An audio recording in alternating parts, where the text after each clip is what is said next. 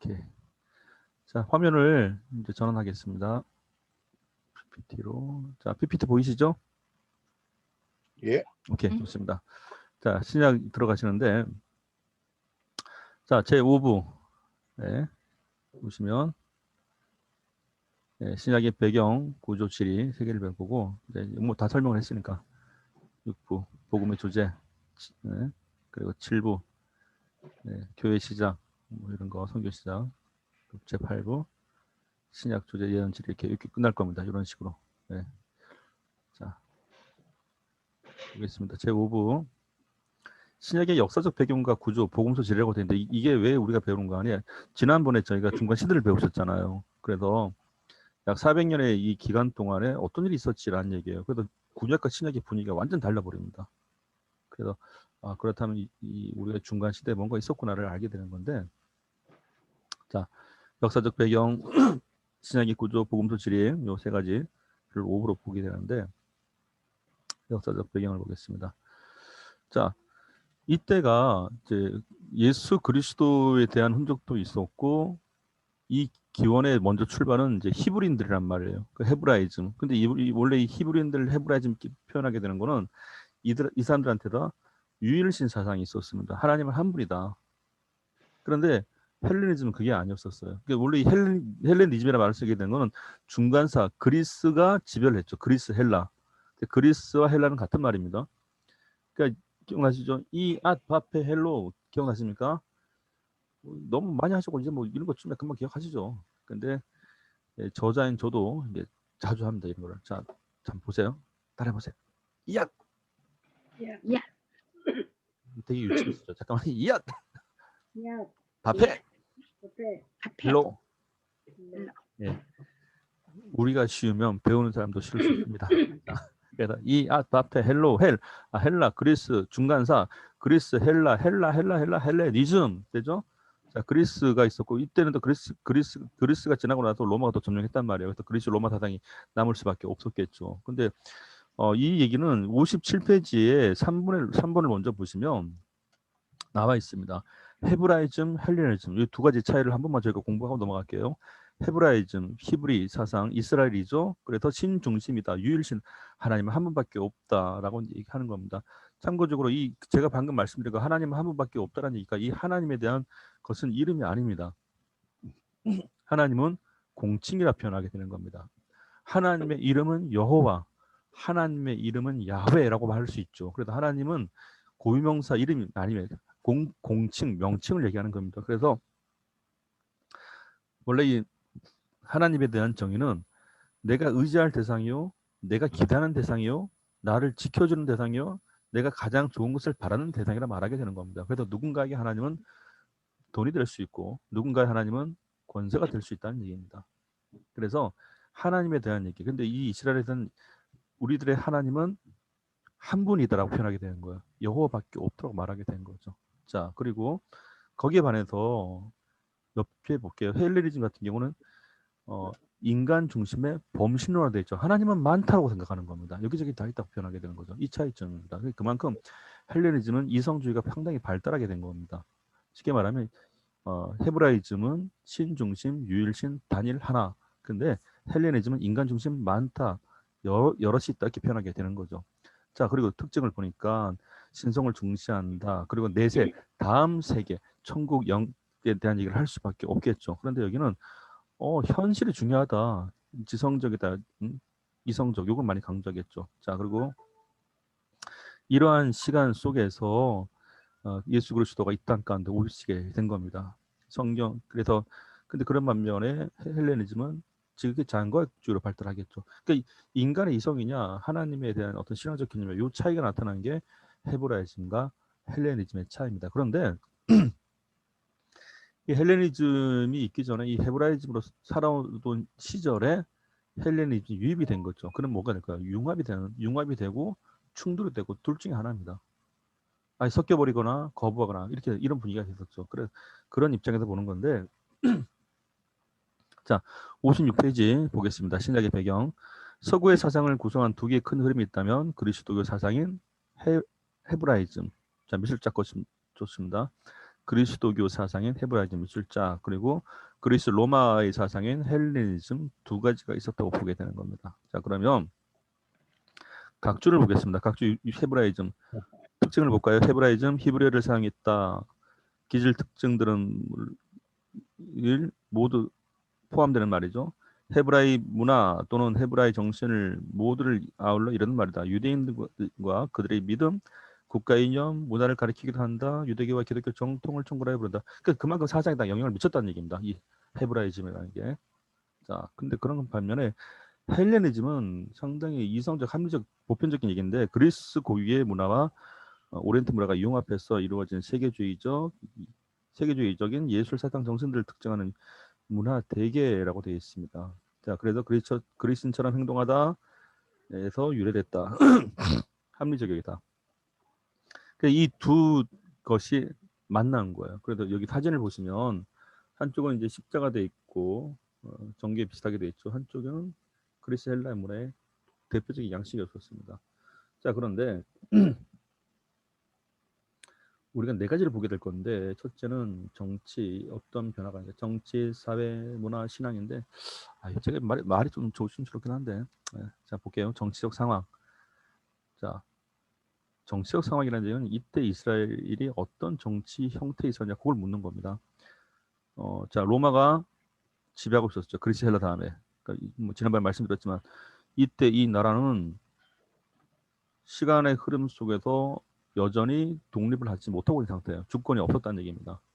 그러니까 헬라 다음에 그리스가 점령하게 됐으니까, 그리스 헬라 다음에 로마가 점령하게 됐으니까. 그런데 로마는 조금 좀 달랐습니다. 통치를 하는데 이 이스라엘 입장에서는 자기를 지배한 이 로마에 저항을 하거나 아니면 서로 그냥 섞어 살거나 둘 중에 하나 나눠진단 말이에요. 그러니까 만약에 어차피 우리가 뭐 그냥 포로된 상태인데 그러니까 잘 협조하고 살자. 그 뭐죠? 잘 협조하고 살자 그러면 거기는 뭔가 분쟁이 없겠죠. 조용하겠죠. 다른 말로 로마 입장에서 보면 안전지역이 되는 겁니다. 이 안전지역이 되니까 이 관할할 수 있는 사람들 로마 사람들 굳이 쓸 필요가 없겠죠. 안전하니까. 그래서 그때 안전한 지역을 다스리는 사람을 분봉왕이라 쓰게 될 겁니다. 분봉왕. 그래서 이 분봉왕 제도는 돈 주고도 이 지금을 팔았단 말이에요. 그래서 이 당시 분봉왕의 대표적인 예가 헤롯이었는데 헤롯은 원래 로마 사람이 아닙니다. 아람 사람이었었습니다. 헤롯이 돈 주고 산 거예요. 자기 지금을. 이 안전지역이다 보니까 이때는 당연히 뭐가 있는가. 대신에 용병제 비슷한 분위기예요. 근데 용병제를 쓰다 보니까 안전하고 하다 보니까 대신 여기도 뭐가 없을까? 전권을 다 주진 않아요. 사용권은 없었습니다. 자, 그런 반면에 좀 저항세력, 요즘으로 치면 약간 독립적인 분위기, 쟁취하자 이런 지역도 있었죠. 그럼 여기는 로마 입장에서 보면 약간 우범 지역이죠. 우범 지역이니까 세게 나가겠죠. 그러니까 로마 사람들을 직결 파송시켜버린 겁니다. 직파송. 직파송시키면 그러니까 뭘까? 당장 무슨 일이 터지면 빨리 처리를 해야 돼요. 그러니까 여기다가 뭐가죠? 여기다가 사용권을 줬던 겁니다. 그 사용권을 준 제도가 뭔가 총독제도예요. 그래서 분봉왕 제도와 총독제도는 다른 성격인 겁니다. 분봉왕 제도는 돈 주고 타국인을 할 제도 세워둘 수 있었는데 이 우범 지역 같은 경우, 그러니까 로마 입장에서 우범 지역이에요. 로마 입장에서 거기 같은 경우는 이제 직결 처리를 해야 되니까 총독제. 총독제는 사용권이 있었다 이렇게 보면 좋죠. 그래서 이거 기억할 거 일단 말씀드렸죠. 사용권을 분봉왕과 총독제도가 자꾸 헷갈리니까 이렇게 보시면 돼요. 총, 빵, 독, 윽. 되시죠? 자, 좀 어이가 없네. 다시 한번요. 총, 빵, 독, 윽.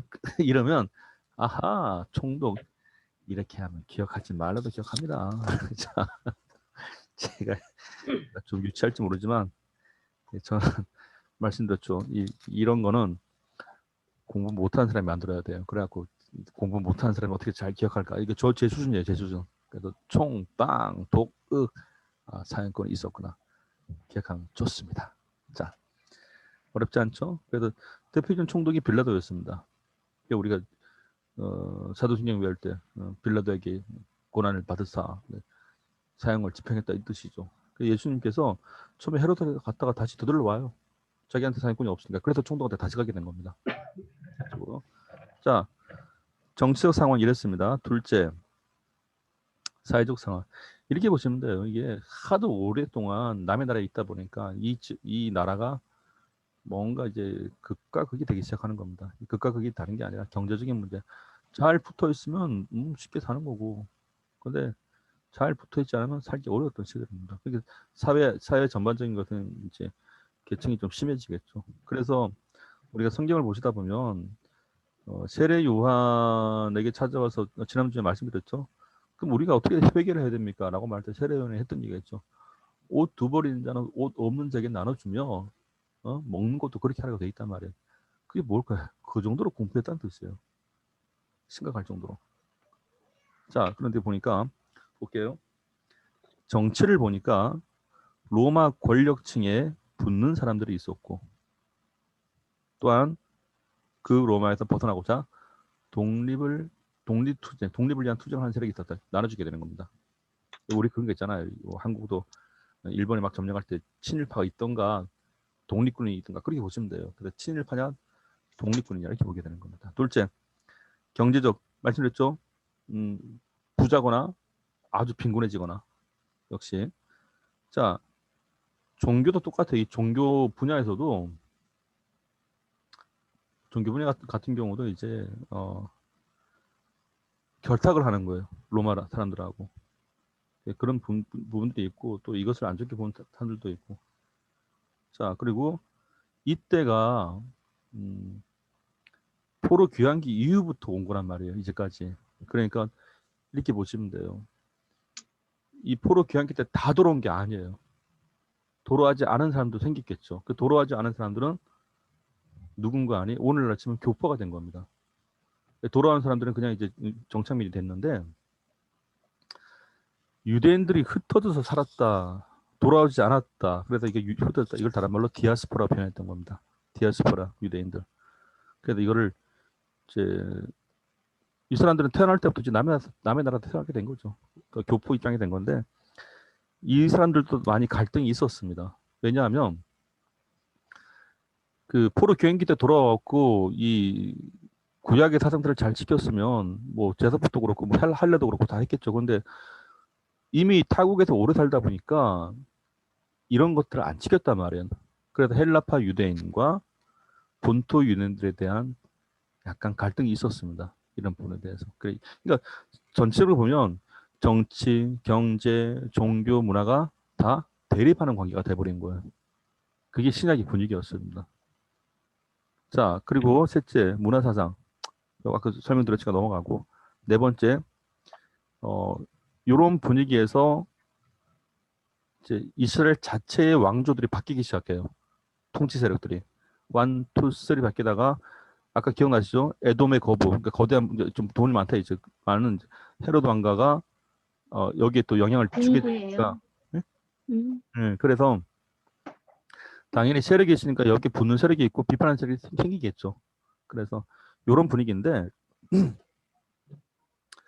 자 그러면 답을 한번 달아보시죠. 밑에 보시면 정치적 상황은 어땠죠? 오늘 공부가 좀 힘들겠다. 딱 보니까 이 분위기가. 대제국 로마의 통치하에 어느 정도 자치권을 유지하고 있었다. 정치적 상황입니다. 사회적 상황은 정복당한 지역으로서 복잡한 인적 구성을 가진 혼란한 사회다. 어려워. 뭐 제가 봐도 어려워요. 자, 문화 사상적 상황은 전통적인 유대주의가 헬라 사상에 의해서 위협을 받고 있었다. 마지막 영적 상황은 종교적 형식주의가 굳어져 가는 한편 영적 갈망이 커지고 있다. 이 영적 갈망이 다른 게 아니라 메시아가 오길 기다렸던 거다. 사실 메시아가 오면은 나라가 독립될 줄 알았습니다. 다윗 시대 때처럼 그걸 기다리고 있었던 거죠. 자, PPT 보이시죠? 네. 자 보겠습니다. 자, 정치, 사회, 문화, 신앙 이 네 영역이 대립되는 분위기였습니다. 이스라엘 자체의 정치, 자체의 사회, 자치 문화, 자치 신앙. 그런데 자 볼게요. 로마 통치하에 자유권은 유지가 되고 있었지만 분봉왕 제도와 총독 제도로 이미 관할이 되고 있었다는 거 기억나시죠? 분봉왕은 안전지역, 총독 제도 약간 분쟁, 독립 그런 지역들. 사인권이 있었다 없었다. 그죠? 분봉학 대표적인 게 헤롯, 총독 제도, 빌라도 이렇게 보면 좋습니다. 십자가 사건과 연결되겠죠. 자, 사회적인 분위기. 정치는 사실 성경 공부할 때 이게 제일 힘들어요, 사실은. 배경을 배우는 게. 그래, 좀만 참아보세요. 배경을 알면 성경은 또 보입니다. 자, 로마 권력층과 독립투쟁 지역이 있었다. 권력층에 붙는 사람들과 반대하는 사람이겠죠. 경제도 잘 사는 사람들과 빈곤층이 있었다. 종교도 기득 세력과 비판 세력이 있었다. 이렇게 기득 세력이라는 게 종치와 종교가 결탁하는 거예요, 사실은. 이런 식으로. 문화적인 측면, 본토 유대인과 헬라파 유대인. 같은 유대인들도 이게 갈라지기 시작했던 겁니다. 이런 식으로. 네. 자, 헤브라이즘, 헬레니즘, 옹호 세력, 비판 세력. 자, 이렇게 되어 있습니다. 자, 그리고 이 키포인트인데 이렇게 보시면 돼요. 이게 그 포로기가 시작된 지가 엄밀히 말하면 이제 북이스라엘 722년이고 남유다는 605년부터 시작이 돼요, 사실은. 근데 그때 이후부터 그건 뭐 600년 가까이 남의 나라 밑에 있었잖아요. 그러니까 지쳐버리는 겁니다. 그래서 아유 이제 뭐 고조부, 증조부 그 이상 되는 그때부터 그 남의 나라 밑인데 지금도 남의 나라 밑에 있다 이거예요, 그냥. 그러니까 아예 아유 그냥 우리 편하게 살자 이렇게 부류가 됐고 아니야 우리 끝까지 지켜야 돼. 그래서 이런 입장에서 예수님이 오셨던 겁니다. 그거예요. 그래서 이게 이런 신약 배경을 갖고 시작이 되는데 저희가 다음 주에는 이제 정말 신약의 구조를 볼 겁니다. 그리고 제가 오늘 마무리를 하면서 그 하나를 좀 정리를 하고 좀 마무리를 드릴게요. 이게 구조만 파악해도 될 문제는 아니고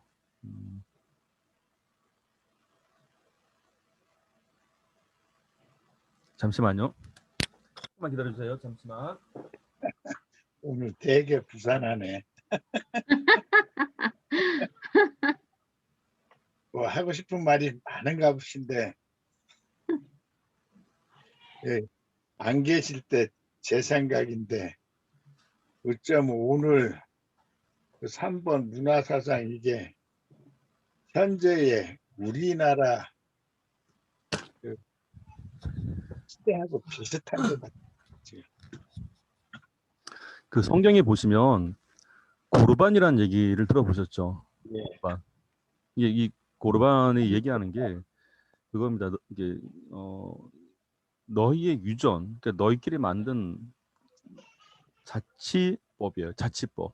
예. 근데 이 자치법이 어떤 게 있었는가 하니 가르침 가운데 부모에게 할 것을 하나님께 하기만 하면 됐다라고 가르치는 법이었었습니다. 그걸 갖고 이제 예수님께서 하시는 말씀이 너희가 사람의 말로 하나님의 법을 폐한다고 되어 있어요. 거기 보면. 자, 그런데 그게 마가복음에 소개가 되는데 마가복음 7장에 그 얘기가 나와요. 제가 오늘 성경은 이제 이걸로 제가 마무리하도록 하겠습니다. 마가복음 7장에 보시면 이렇게 되어 있습니다. 좀 읽어드릴게요. 마가복음 7장 11절에서 13절인데 이렇게 되어 있어요. 너희는 가로되 사람이 아베에게나 어메에게나 말하기를 내가 드려 유익하게 할 것이 고르반 곧 하나님께 드림이 되었다고 하기만 하면 그만이라 하고 제 아비나 어미에게 다시 아무 것이라도 하여 드리기를 허하지 아니하여 너희의 전한 유전으로 하나님의 말씀을 폐하며 또 이 같은 일을 많이 행하느니라 하시고 이렇게 되어 있죠. 자, 그래서 이 성경을 가만히 보면요. 자녀가 부모한테 해야 될 일을 안 한다는 거예요. 그리고 하나님께 하면 됐다 이렇게 끝나는 게 이게 이 당시에 어떻게 보면 자치법이었습니다. 그들 나름대로요. 근데 어떠세요? 이 고르반이란 말이 고르반 뜻 자체가 하나님께 드림이 되었다라는 얘기예요. 하나님께 드린다는 뜻이란 말이에요. 어떻게 보자면. 근데 그것만 하면 된다고 얘기하는 건데 자 보세요. 이게 비단 자녀가 부모에게만 해당되는 건 아니겠죠. 그렇죠. 하나의 샘플입니다. 그러니까 이걸 뒤져보면 부모 입장에서 자녀를 챙겨야 되는데 우리 간혹 그런 분들 계시죠. 이렇게 하나님께서 다 알아서 키우실 거야. 본인은 이제 교회 가서 열심히 기도한단 말이에요. 근데 사실 기도도 잘 안 해요. 어떤데 교회 가서 주구장창 살아요. 주구장창. 집에도 안 가요. 그러니까 교회에서 온갖 뭐 일은 다 하잖아요. 그래서 집에 애들 괜찮아. 아, 하나님께서 다 그래도 키우실 거야. 집에 가면 애들 엉망진창이야. 그러니까 나중에 이 자녀들 입장에서 어떤 마음이 드는가 하니 우리 엄마는 항상 교회만 살았어. 근데 이게 이분이 신앙이 좋아서 그런 건 아니에요. 엄밀히 말하자면 제가 볼 때 이것은 또 다른 고르반이에요.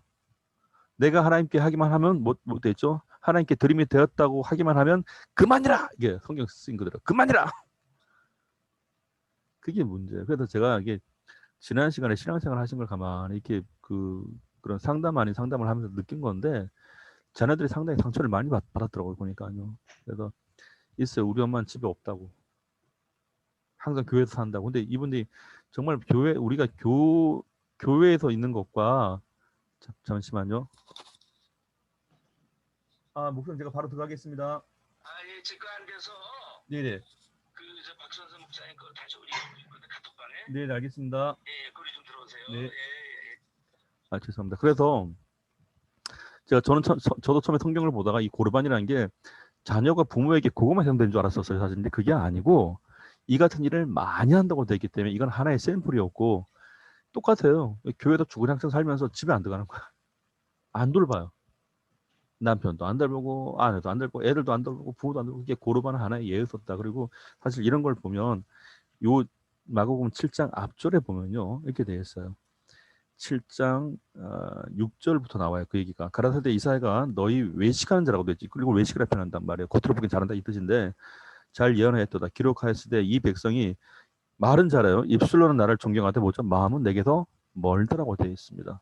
자, 그리고 사람의 계명으로 교훈을 삼아 가르치니 나를 헛되이 경배하고 있다고 되어 있죠. 자, 그래서 너희가 하나님의 계명은 버리고 사람의 유전을 지킨다 되어 있고 9절 또 가라사대 너희가 너희 유전을 지키려고 하나님의 계명을 잘 버리는 도다 이렇게 되어 있습니다. 그래서 제가 이게 2000년 전에 이 고르반이라는 걸 말씀하실 때 예수님께서 이것은 한 영역만이 아니었다는 사실이죠. 그래서 이런 현상들이 지금도 있다는 얘기입니다. 애들을 안 돌보고 하나님께서는 그만. 그래서 이제 어버이 주일 또 지난주 어린이주를 보내면서 그 생각이 들더라고요. 아, 고르반이라는 얘기가 한 영역만이 아니었었구나 라는 겁니다. 그래서 예, 말은 잘하는데 마음은 멀 수도 있겠다. 예, 그 생각이 들었습니다.